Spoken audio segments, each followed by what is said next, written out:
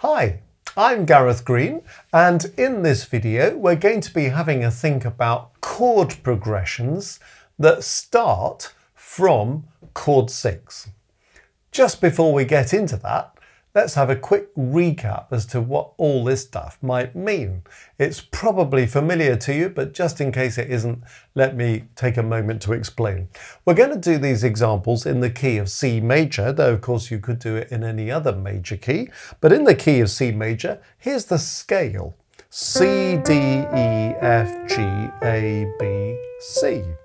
Or we could number off those notes. 1, 2, 3, 4, 5, 6, 7. And then number 8 is number 1 again, because we've come back to C. Now, I can form chords on each of those notes of the scale. So if I take what we call the first degree of the scale, that's C, above C, I can put the third and the fifth note. So the third note is E, the fifth note is G. 1, 2, 3, C, D, E. 1, 2, 3, 4, 5, C, D, E, F, G. So the root, the third, and the fifth. So the bottom note is always the root, and then we're looking for a third and a fifth above it. So chord number 1 in C major is C, E, G.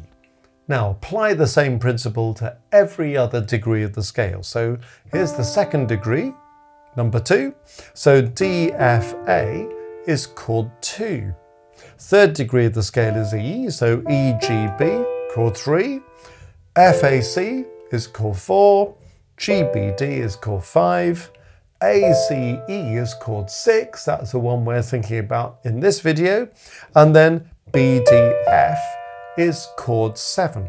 And then we come back to chord 1 again, C, E, G. So I've got chord 1, 2, 3, 4, 5, 6, 7. Back to 1 if you want to complete the scale. When we're writing chords, we always label these using Roman numerals. So this is to make sure we don't confuse numberings. We use numbers in music for all sorts of things, like fingering, if you're a pianist or a violinist or something. We might use a little 3 to say, here's a triplet, you know, all these kind of things that we have. Bar numbers. So if you see something in Roman numerals, you know that we're talking about chords. And if we're talking about chord progressions, just to be clear what I mean by this, is that I'm talking here about starting with chord 6, A, C, and E in the case of C major, and then just exploring, well, if I wanted to find a couple of chords to go after chord 6, which chords work best? Because sometimes you find a chord and you think that's a great chord, and then you play another chord and you think, oh, that doesn't sound very good. There may be nothing wrong with the chord, but going from this chord to that chord maybe doesn't sound quite so good.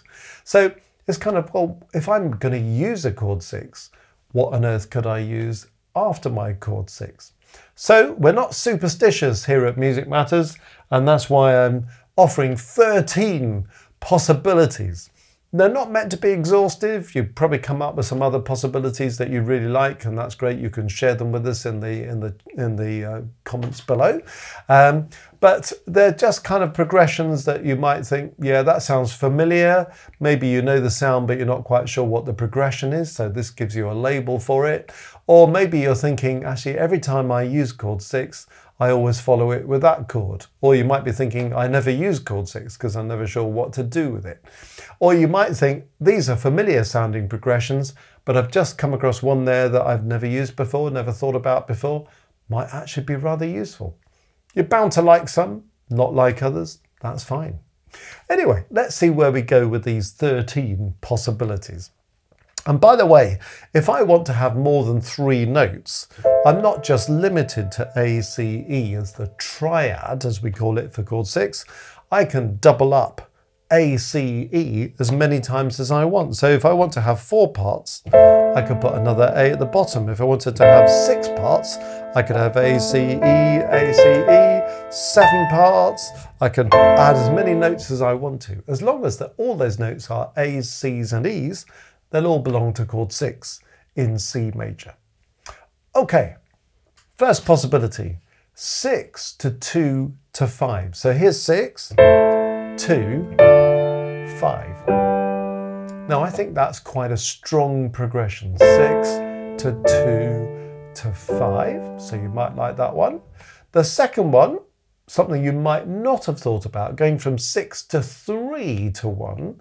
Lots of people avoid chord 3, partly because they're not quite sure about chord 3, but mainly because lots of textbooks say, oh, chord 3 can be a bit dodgy, so avoid it. Well, I'd rather not avoid it, but just think, does it really work in this context? Option number 2, slightly unusual, 3 to 6 to 1. But actually, I quite like that progression. One reason why I like it is that the note E is in chord 6, and it's in chord 3, and it's in chord 1. So it's what we call a common note when you go from one chord to the next and you've got a note in common. Well, 6 to 3 to 1 means we've got that common note E that we can kind of bind together the chord progression. That may be your thing, may not be. That's fine. Okay, option 3, 6 to 3 to 4. So 6 to 3 to 4. Oh, that works quite well too, doesn't it?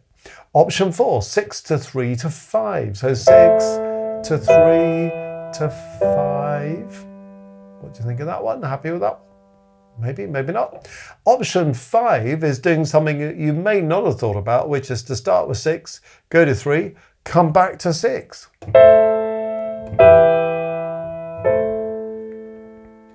Sometimes you're in a position, aren't you, with a piece of music where you think, I've got chord 6 going on for too long and I need something in between, but I need to be 6 here and I need to be 6 there.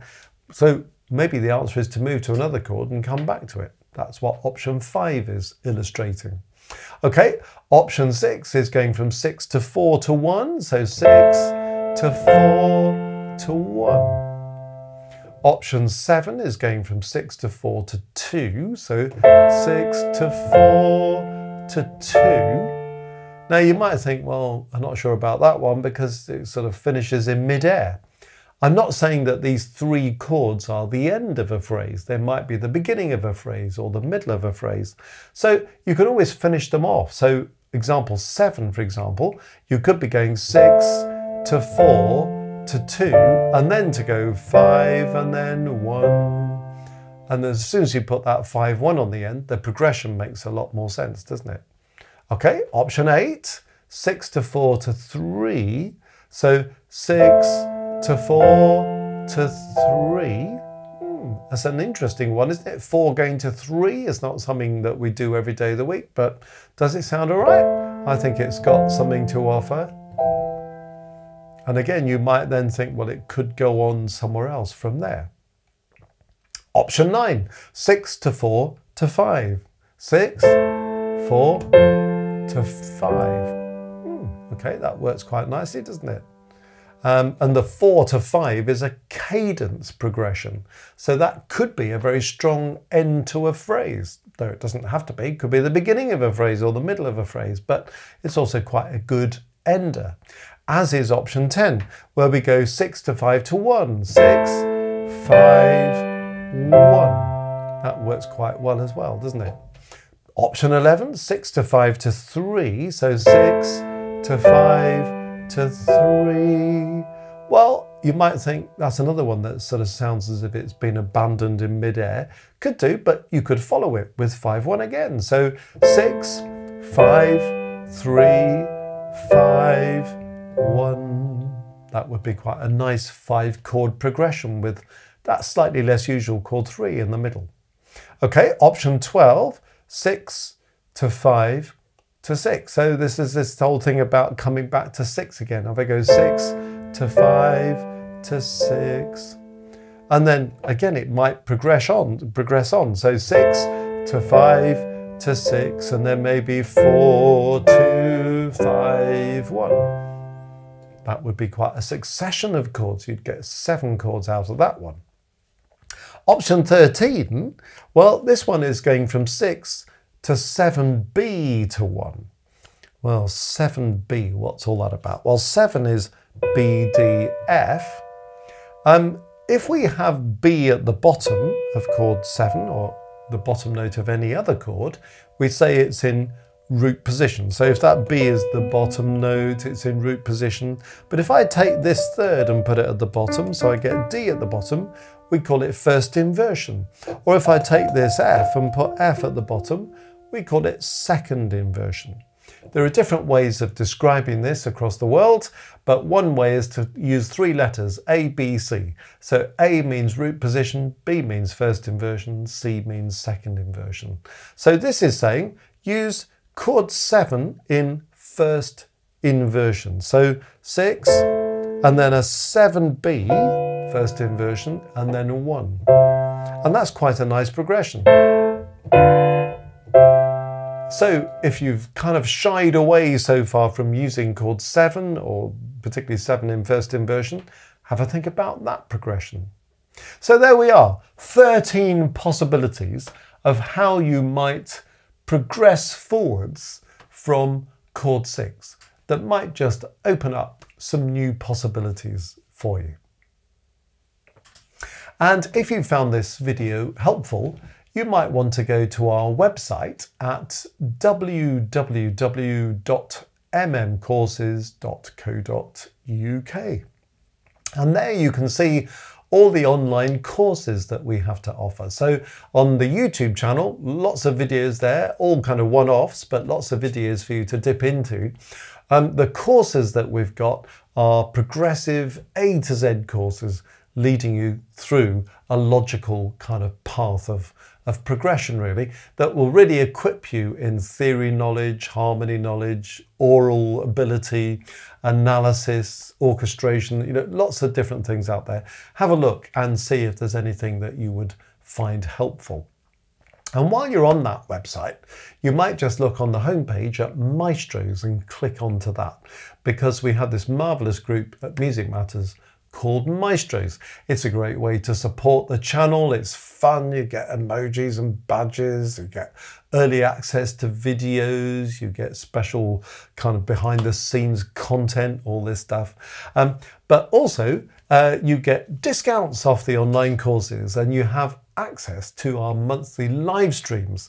And we've got this fantastic global community of like-minded musicians, all on their own journeys, fascinating collection of people coming from different kind of musical walks of life. And we study together every month, really go to town on something in a kind of deeper, fuller way than we can in one of these videos, and cover lots of different kinds of topics there.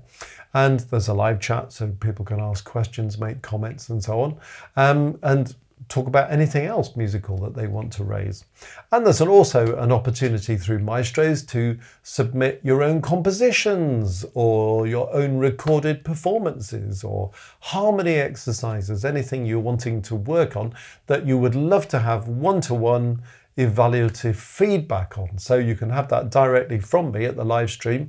If we just share that with the group, very supportive people, so we can all kind of learn from each other. And so many people who joined the Maestros have said, oh, wish I'd done this sooner. It's just a great thing. So I'm not just stuck on my own trying to do my own thing, but I can really kind of join with others in this study, and they find that a wonderful experience. Anyway, have a look at Maestros, see if it's for you.